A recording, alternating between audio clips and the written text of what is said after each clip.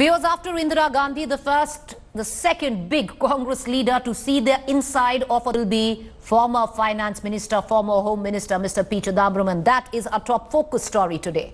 The former Union Finance and Home Minister P. Chidambaram was today sent to Tihar prison. He has been remanded to 14 days judicial custody at the end of his fortnight-long interrogation by the Central Bureau of Investigation in the INX media case. Now, Chidambaram was taken to Tihar in a jail van. He sought and got permission for his medicines, spectacles, a special cell and a Western-style commode. For all the more information, this report. Cell number 7, Tihar Jail. That's where P. Chidambaram will spend the next 2 weeks. A special court in Delhi on Thursday sent the former finance minister to judicial custody till September 19th, after his CBI custody in the INX media case ended. Incidentally, he could spend his birthday, September 16th, inside jail if he doesn't get bail from a higher court. His legal team trying their level best to keep P. Chidambaram out of Tihar jail, even offering that the former Union Minister could surrender before the Enforcement Directorate for custodial interrogation. The CBI, however, was not having it. The Solicitor General insisting that because his CBI custody is now over and the ED is yet to file an application for custodial interrogation, Chidambaram could not be given any relief or any release and must go to Tihar jail for judicial custody. On the way to the court, Chidambaram put up a brave face, even responding to reporters in his usual confident self, saying he is worried only about the economy. Soon after the court's order, Chidambaram's team sought adequate security for him as he is a A category protectee. He also demanded medicines. The court accepted the demands as per the jail manual. Inside Tihar, Chidambaram will get a separate cell. It will have an attached toilet with Western commode. The cell will have a separate bed and a table as well. He will also get a helper. The judicial custody is a setback for the former finance minister, who told the court he would like to be in ED custody. Yes, certainly, to the extent that one goes to the Supreme Court seeking relief and expects relief, it is a setback. But the second part of a police remand becoming a judicial remand is nothing unusual or extraordinary. It had to be converted to that.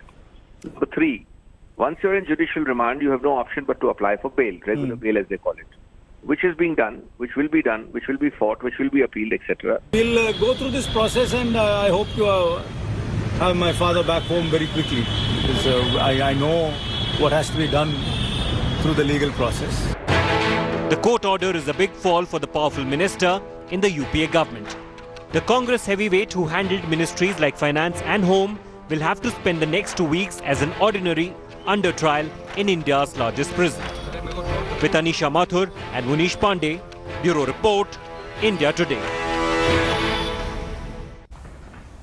All right, so I want to cut across to my colleague Munish Pandey right now. And Munish, take us through the curious case of the Enforcement Directorate here. Because let's just go back on August 20th when Mr. P. Chidambaram was arrested, right before those 24 hours, where twice the ED went to his house wanting to arrest him. Since then, they're successively in the courts. Otherwise, the ED has constantly asked for the judicial remand or custodial remand. In fact, the custodial remand of Mr. P. Chidambaram. But today, how is it when even Mr. Chidambaram surrendered in front of the ED, suddenly the ED did not take his remand? The reason why Mr. P. Chidambaram sees the inside of a jail cell in Tihar.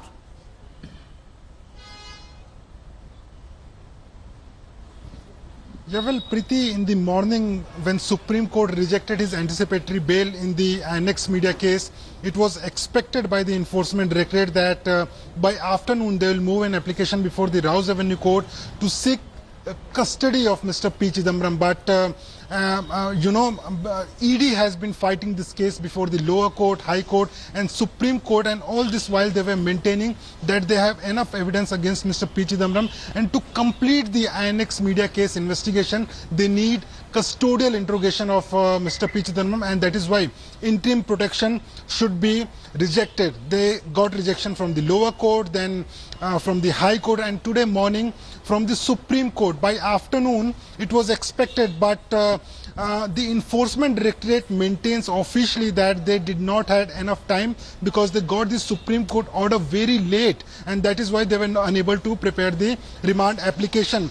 But at the very same time, remember, this is the same agency which has filed bunch of papers before the Supreme Court giving all the evidence about Karti Chidambaram, P. Chidambaram, FIPB approvals, his foreign bank accounts, alleged Benami Sampatti and shell companies of allegedly associated to Karti Chidambaram. But when it came to filing the application, it was well in the knowledge of Enforcement Directorate and Central Bureau of Investigation that if they do not file the application before the Rouse Avenue Court, he will be sent to judicial custody, that is to Tihar Jail. The Central Bureau of Investigation started from last 4 days that he should be sent to Tihar Jail. Again they pressed that he should not be given any relief or bail and he should be sent to Tihar Jail, and that is what exactly happened. Everyone is surprised at why Enforcement Directorate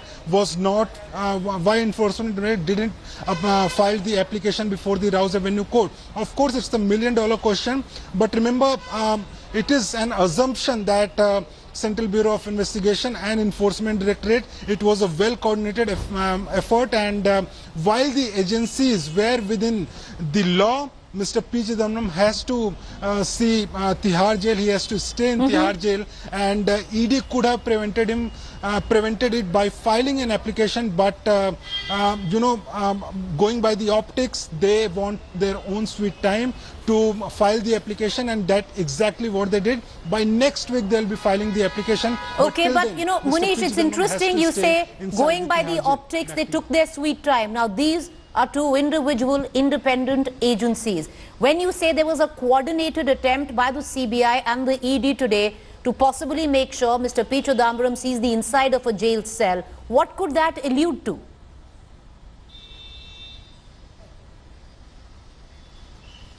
Yeah, well, just go back to August 20 when Mr. P. Chidambaram's bail application was rejected by the High Court. Then it was the same agency, the Central Bureau of Investigation, along with the Enforcement Directorate, they started search operation for Mr. P. Chidambaram. For 24 hours, they almost searched 12 locations in Delhi NCR, but Mr. P. Chidambaram was non-traceable. At that point of time, ED maintained before the court that they need to complete the investigation and they need to arrest Mr. P. Chidambaram as soon as possible. As his anticipatory bail is rejected, he could be immediately arrested. Now exactly when he was remanded to the CBI custody, after 11 days, CBI said that we do not want further custody of Mr.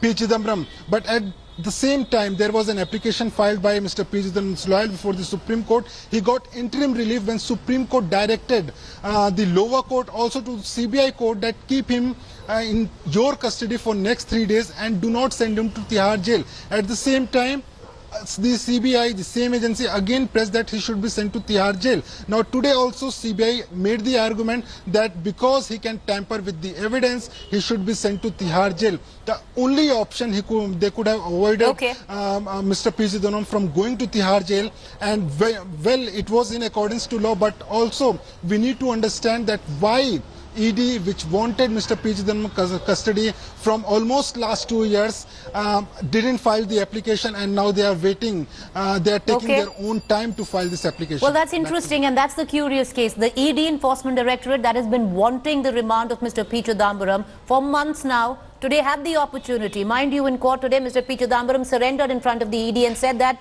take me. But the ED said that they didn't have the time, and the official line is, of course, we're not reading into any conjecture, we wanted to put out the facts. The official line of the ED is that they did not have the time to file for remand. Well, that's the latest, whatever one might call it. Mr. P. Chidambaram, after Indira Gandhi, is the second biggest Congress leader who will be lodged in the Tihar jail. Let's cut across to our panelists this evening. I have Amit Malviya, spokesperson, Bharatiya Janata Party. I am also joined by Satish Manashinde, criminal lawyer. Chetan Singh, political analyst, is in the studio with me. Rahul Srivastav, national affairs editor.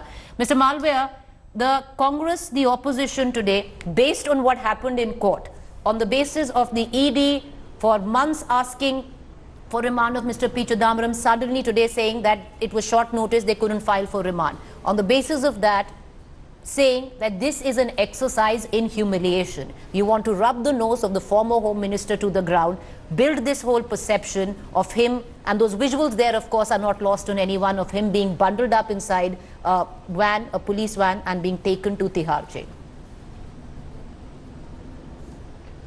Well, Preeti, first of all, I can't speak for the agencies. I'm sure they have competent spokesperson to defend them or explain their position.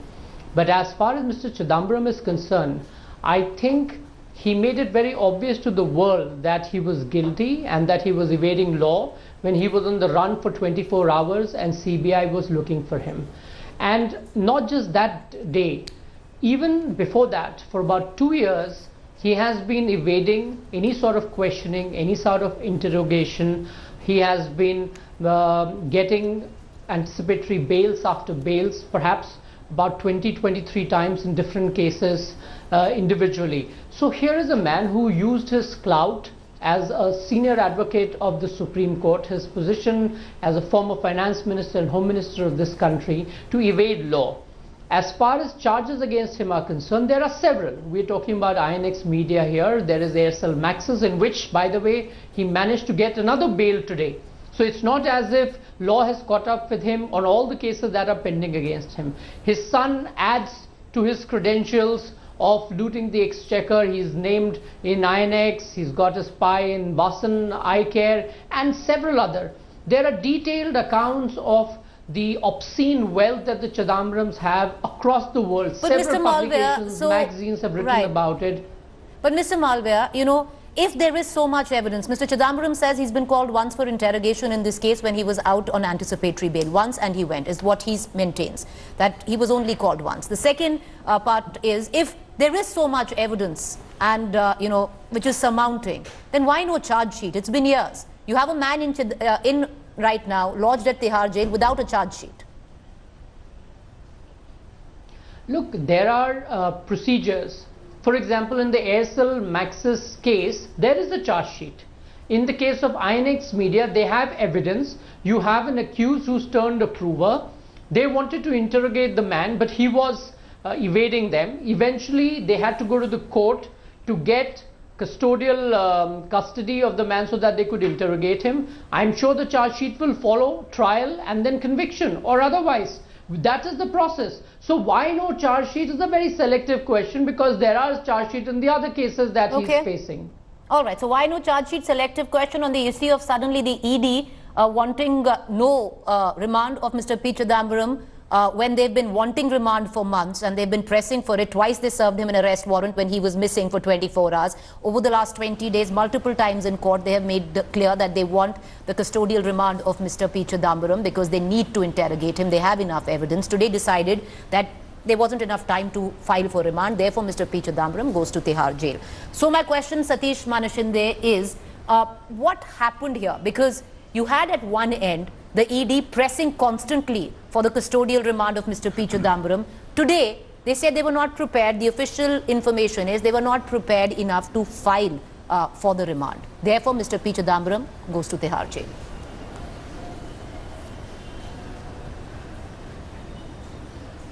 Firstly, I must say that it's a very sad day in the annals of our legal and political history that a senior finance minister of the country, former finance minister of the country, who was handling thousands and millions of crores of rupees of the Indians, has been denied anticipatory bail by the Supreme Court. When the Delhi High Court rejected his bail petitions, all his supporters, political and legal and otherwise, said that Justice Gaur had cut and pasted the arguments of the ED and the CBI in rejecting the bail application.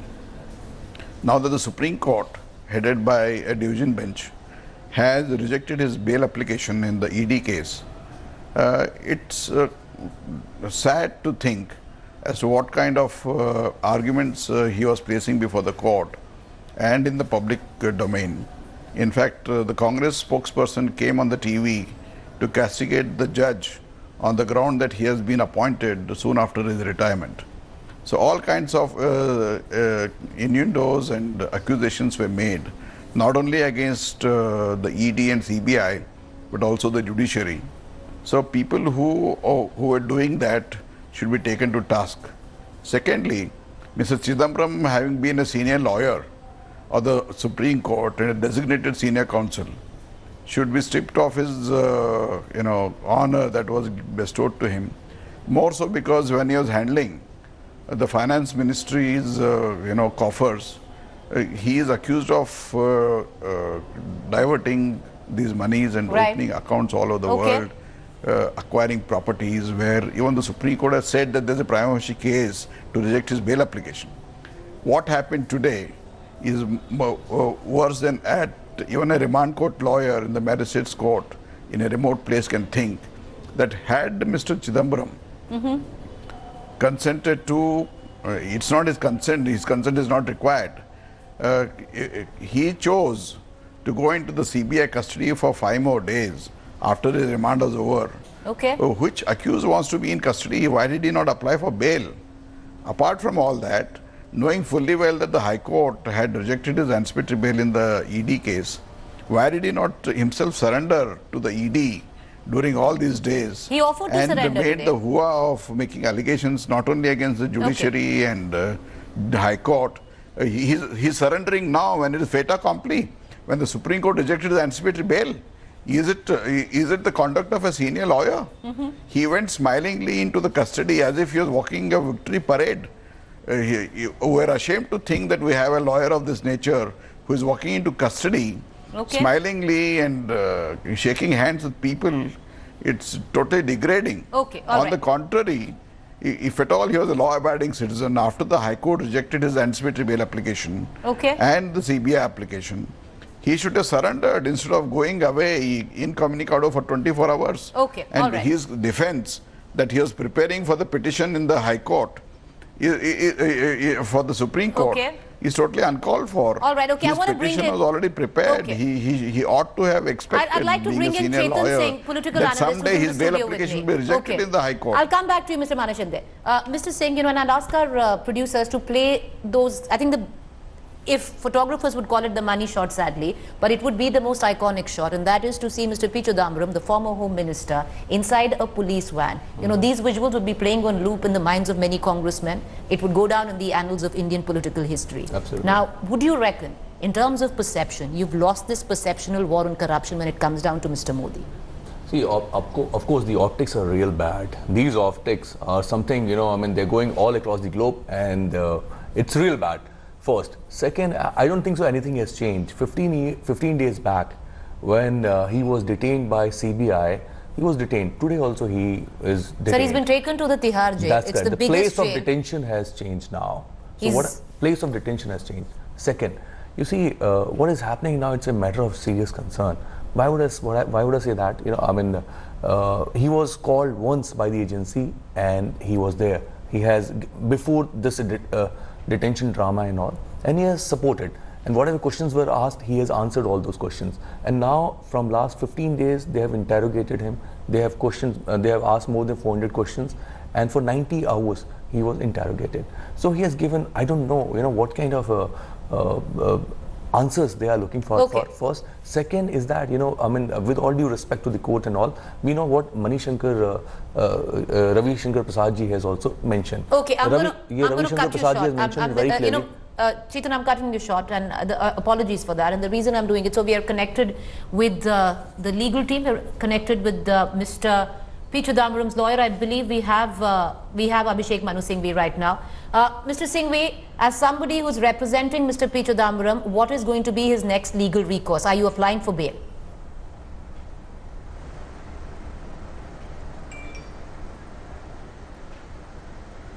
Well, obviously, I am not at liberty to share our legal recourse and strategies on candid camera. But let me start by saying, Preeti, that I think the whole equation has to be understood in a different light. Everybody around the globe is becoming judgmental and giving their own judgments, mini judgments. He's guilty, he's prima facie guilty, charges are serious, so much is done, this document, that account, that property. Please, by all means, convict him if he's guilty and send him to jail. He must go to jail if he's guilty after a trial. Please, by all means, acquit him and set him loose if he is not guilty. But the issue today is not that. The issue is only one, and please hear me carefully. I'm not talking of the past, for the future, is a person in respect to whom the allegation is a transaction or transactions of 7-8, who is not a threat to society, who has deep roots, who is not accused of a terrorism or a murder offence, who will not flee, who will not abscond, who will cooperate, about whom all the documents have been frozen, their government files, 11 years old, about whom all government official statements have been recorded. On what imminence, urgency do you justify the need to arrest and keep him behind bars? That's the real question. Yes, we can lose some, we can win some. Question is, answer that question. Now that question today can be answered only by a bail application, which you can rest assured will be moved. I'm not at liberty to disclose when, how, where. It will be moved shortly, and that is the right procedure once you're in judicial custody. Would you reckon, Mr. Singhvi, that this is a huge setback? Let's just look at those visuals there of Mr. P. Chidambaram, the finance minister, being taken. There is a sense of humiliation that is also attached with these visuals, sir.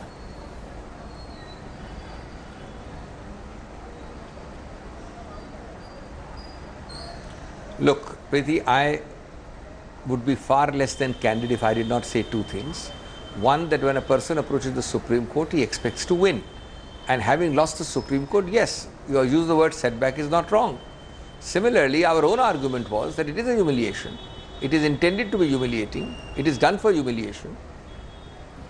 Please tell me, madam, in case a 11-year-old offence, last 3 to 4 years you are investigating, sometimes ED calls you, sometimes CBI calls you, not a single charge sheet. Not a single charge sheet. Why? Because not filing a charge sheet enables you to keep the pot boiling. Now, once a charge sheet is there, you are relatively frozen on the trial.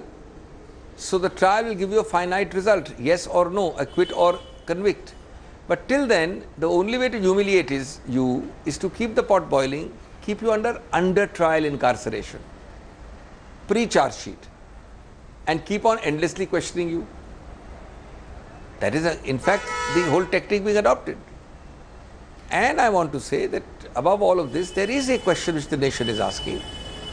Yes, somebody may be guilty or not, but how is it that everybody who is supposedly guilty or allegedly guilty is the person who has not gone through the washing machine of the BJP? Only if you get yourself into the washing machine of the BJP, you come out spotless clean. Everybody who stands outside the road, outside the washing machine shop, is necessarily dirty, remains dirty. Mrs. Singhvi, were you expecting the today? The selectivity is so amazing. Right. I mean, your channels have been carrying a whole chart. On left side, there are 1 or 2 cases. Right. No, Mr. Singhvi, were you expecting today that the ED would not press for remand? Was it expected? Yeah.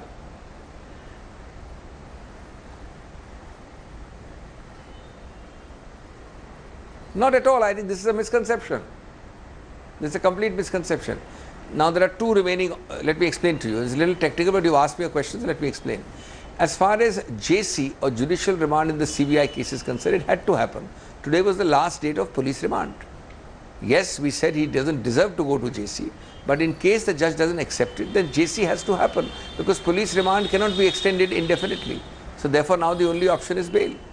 As far as ED is concerned, I think in the old days when we started criminal law, we never had this kind of cat and mouse orchestrated game by agencies, that first you keep, agency A will keep you, then on the last day when the agency A cannot keep you in detention anymore, it will wink and nod to agency B, which will come in and in a sense extend his detention qua agency B, so that the thing operates consecutively and not concurrently. Well, precisely for that reason, now unfortunately it's happening in every case. So the ED comes in at the end of when the first CBI remand etc. is ending.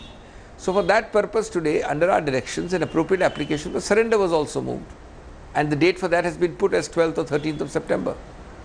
So the surrender will mean that in case that application is accepted, then the period of detention being undergone qua CBI can be counted also as period of detention qua ED, so that this kind of a unfortunate play or game with the liberty of an accused doesn't fructify. Okay, Mr. Singhvi, what was the difference if he went into the ED custody or judicial custody? Because when he surrendered, he said, I'm willing to go to ED custody if they want, but why to judicial custody? Why so much apprehension? If he's not wrong, then why so much apprehension of going to judicial custody? If this is political vendetta, then you should wear it with pride. There's no apprehension. Look, first of all, I see. So you expect that an accused should not exercise his fundamental rights to seek liberty? The accused is innocent only if he doesn't seek bail. The accused is innocent only if he doesn't seek absence of judicial remand. The accused is saying, I am innocent, I am not needed, I have been questioned endlessly for days, I am not needed, I am available for questioning, don't send me to judicial remand is what he is saying. Why can't he say that? The only remand today possible is judicial remand, no more police remand obviously. Secondly, the ED point I am making, for which surrender has been made, is a different point. This process of the ED seeking additional extension of days so as to extend the time during which he is there. Okay. That is what we are meeting by saying you count some of this period also towards our. Where is he going to go to the ED immediately? That application has had a notice of 1 week till 13th. So it is only when it is decided that the surrender will be counted. All right, my final question is... Yes. I mean, this notion that an accused should not exercise his rights under 439 bail, etc. is wrong. Why should he not? All right, my final question is, what from here on? Is Mr. P. Chidambaram, of course, the Congress is calling it an exercise in humiliation, but is he now running out of legal options? Because what are the options in front of him, Mr. Manu Singhvi?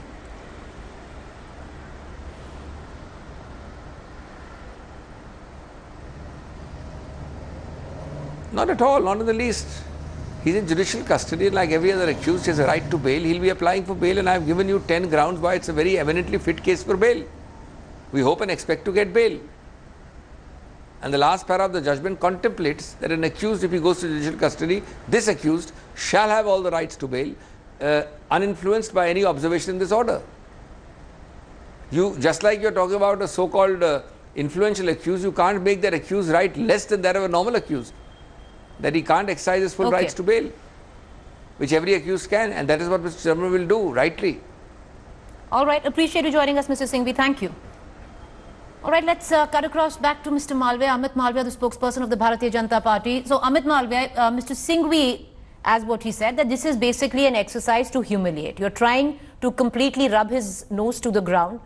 He is an eminent personality. He's cooperated in what he has. But why do so? What's happening right now? You have multiple agencies which seem to be colluding together to make sure that this man goes to prison or to Tihar. Well, Mr. Singhvi is entitled to his opinion on Chidambaram, but just like he spoke so eloquently to explain the position, I wonder why he could not convince the Supreme Court. Obviously, the volume of evidence that is in front of the courts is convincing enough for them to allow for this judicial custody and send him to Tihar. It's as simple as that. Clearly, Congress spokespersons or Chidambaram's lawyer can't be above law, and law applies to everybody, whether you were a former finance minister or a home minister. Why is it so difficult for the Congress to understand this? Well, but as far as corruption is concerned, today you have a situation where the Congress is actually backing everybody who's involved in these nefarious transactions, and it starts from the top. Sonia Gandhi herself is currently out on bail in the 5,000 crore National Herald scam, and so is Rahul Gandhi. You now have P. Chidambaram. Effectively, the 1, 2, 3 of the Congress party are in dock for financial impropriety while they were occupying public office. You have another gentleman, D.K. Shivkumar, whose supporters are burning down public properties in Karnataka. This is really the Congress for you. And they are the ones who were the purveyors of corruption in this country. And now that they are being questioned and there are volumes of documents against them, we hear all these kind of sermonizing as I bring in Rahul Srivastava in this conversation, Mr. Malviya, the fact is, can the fight on corruption be one-sided? Because let's just look at it, it's been 3 months. Now, the ED, CBI together have cracked down to about 22, 23 politicians. Out of them, 22 have been from the opposition parties, and one has been Mr. Mukul Roy, who's made that switch from the TMC to your political outfit.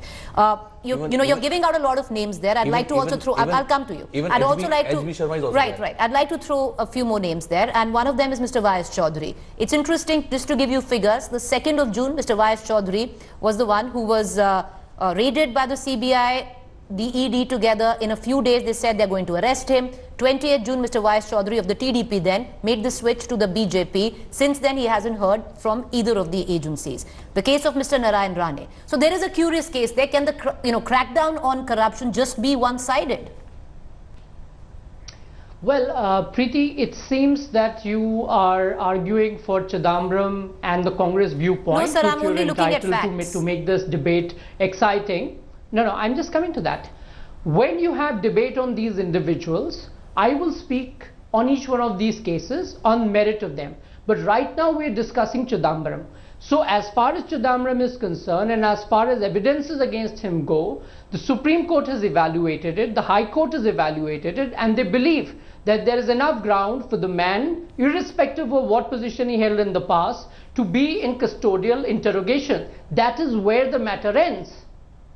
All right. Okay. So, Rahul Srivastava, I'll bring you in. Thank you for the patience. The question I want to ask you is how, clearly at least one thing is evident of what we just saw today. Like I said, those visuals are going to go down in the annals of Indian political history. Has the Congress lost this perceptional war when it comes down to corruption?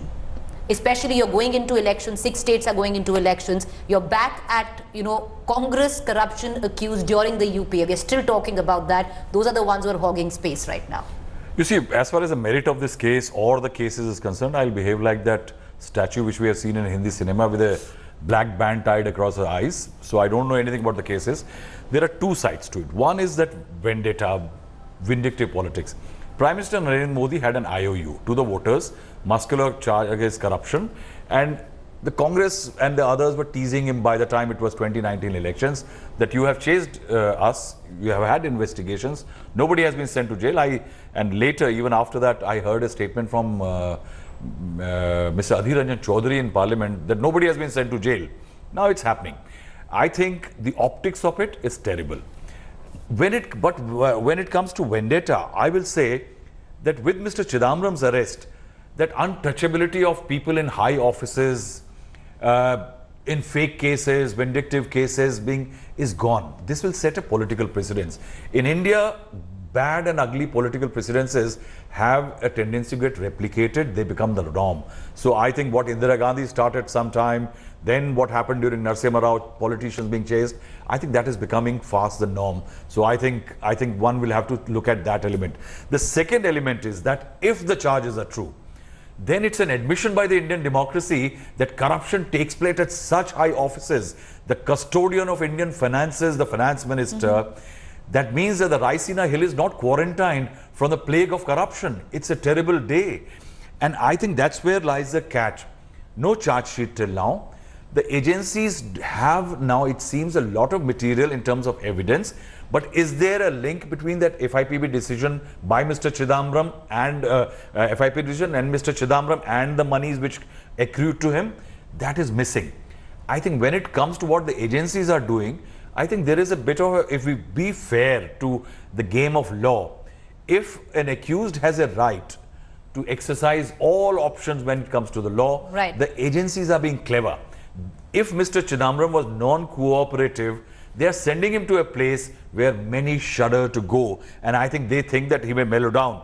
Otherwise, there is one line in Supreme Court order today which is to be watched and to be talked about. It said that this case is not fit for a grant of anticipatory bail as it will hamper investigations. That line needs to be remembered. And that line will resonate where Mr. Chidambaram is concerned, especially also the legacy that he's had. But I'll come to you, Chetan, and the question I want to ask you is, the Congress is going to go now, in terms of their 6 elections. So how the Congress goes into is different, but you have elections to about 6 states coming up, possibly in the next 6 months. You're riding on the back of Mr. P. Chidambaram being thrown in Tihar jail. Perceptionally, it's a lost cause. See, I believe now what he said in his previous kind of a bite, he said 5. What is 5? Everybody knows it's a 5 GDP, but the 5 GDP is a virtual. What I think the GDP is not going to be more than 2 or 2.5 or so, something like that only. Again, he said that I'm worried about the economic condition of our country. So what I'm trying to say is that the people in all these states, but who and remembers in our that the country, money shot is him being bundled up in a in a police van being taken into Tihar jail. See how the mighty have fallen. This is what the BJP is going to go with. Let's go back to what Mr. Modi said. He said ki chun chun ko, he's going to pick them and throw them in jail. And nobody is above board. And Mr. P. Chidambaram being in Tihar shows exactly that. Absolutely. Not even Modi ji. Even Malviya ji has also said that. It seems like, they have got a list ready. So this is what they're just focusing on, the people who are, who are the one such person who are troubleshooters, who are not bowing it down, who are not accepting the terms and conditions, who are not going through the washing machine. So it seems like, the vindictive has taken it to the altogether different state. And second, what he has said just now, that, about the options and all. You see, like, if it's, like what Supreme Court has said, see, all this evidence are documented first. Second, who are these people? They're the public servant. So I believe, Mr. P. Chidambaram is not going to tamper those evidences which are already documented. Will it stick? Rahul, will this whole political vendetta actually stick right now? Do you think the optics will take the day? You see, I think it will make a political, send a political message that if there was corruption, people have faced. Right. You see, corruption is not felt by lot many people who sit in high offices, those who are part of those bourgeois classes which are called. I think it is felt and it pinches people at the grassroots level. At times, optics like Mr. Chidambaram being taken to jail, the BJP has a great machinery to take it. Amit Walia is a fantastic digital regime operator. Absolutely. He will spread it everywhere. And I think it's, to be fair, it's politics. But and Amit, I think there is no charity in it. Would you take credit for these visuals? Because you began the show with whatever the agencies are doing, they're doing it independently. So if the BJP today takes credit for it, then it could come down to bite you. Well, not at all. I mean, the BJP has nothing to do with Mr. Chidambaram indulging in corruption while he was the FM or the Home Minister or whatever he was doing when he was occupying public office. The fact is the man is paying for what he did. He wanted to ensure that his son made money while he was occupying office, and that's come to bite him back. Why is it so difficult to understand that? I don't understand. This whole idea of the Congress leaders being beyond law and people who can't be touched is a thing of the past. And I think it's very clear that Mr. Chidambaram tried for very long time. Let's not get into the merits of the case today. Yes. Yeah. Finish, Mr. Malviya. And so eventually the law has caught up with him. It's as simple as that. He exploited his position, like I said, as a senior lawyer, as a senior politician, and he managed to escape for such a long time. That is what that is what is being made. There is no tangible proof yet to actually tie it together just by the merits of the case. Well, I don't know why you would make that statement. Because there's no charge sheet. He was called once. The rest of us are not. No. It's all on the basis of facts, sir. Preeti, the fact is that you and I certainly don't have the kind of information that the agencies and the courts have. So let's sort of not make statements that would seem like we are trying to exonerate Mr. Chidambaram, because the reality of the day is that he's been in custody since the 20th of August and he's likely to spend another 2 weeks at the least in Tihar jail. Tihar is widely known for harboring the most notorious convicts in its premise. Should I say more? I think the people of this country are intelligent enough to understand. Right. They have voted out this corrupt regime not once but twice. I think the writing on the wall is very clear.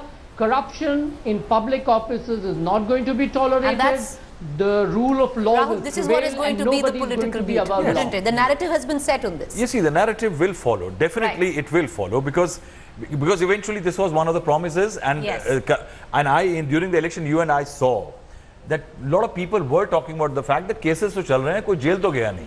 And this that's line what was Mr. there. Modi said twice over, and that's what's happened today. I need to close this debate. Thank you, gentlemen, for joining us. Nobody's trying to put a case to exonerate Mr. P. Chidambaram. They're just putting the facts out. And one of the facts is that the ED today, an independent agency, played a crucial role in making sure Mr. P. Chidambaram sees the inside of the Tihar jail. We're going to keep a keen eye. Mr. P. Chidambaram is going to be in Tihar till the 19th of September. His legal counsel just told us that they're going to apply for bail. How and when they do it, well, it's up to them. With that, a quick break. Stay with us. On the other side, top story, we are going to be joined by the sport. Thanks for watching the video. For more such news and updates, please like, share and subscribe to India Today. Also check out our other great videos from our channel. We know you will love to.